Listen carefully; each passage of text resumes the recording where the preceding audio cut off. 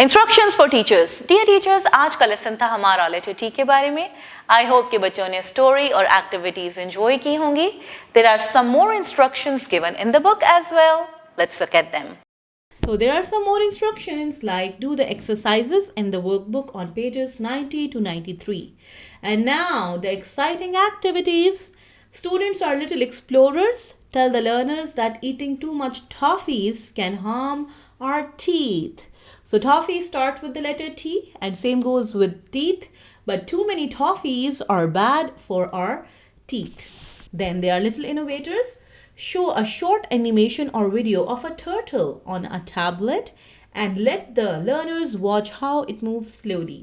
So students are going to notice the very slow movement of the turtle in a video. Then they are little builders. Encourage the learners to make a train. Yes, train. They can easily make a train using the blocks. They are little designers.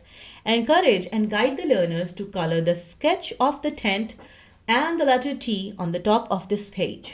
And they are little thinkers. Draw true triangles of different sizes on the board and ask which triangle is big and which is small, because triangle also starts with T.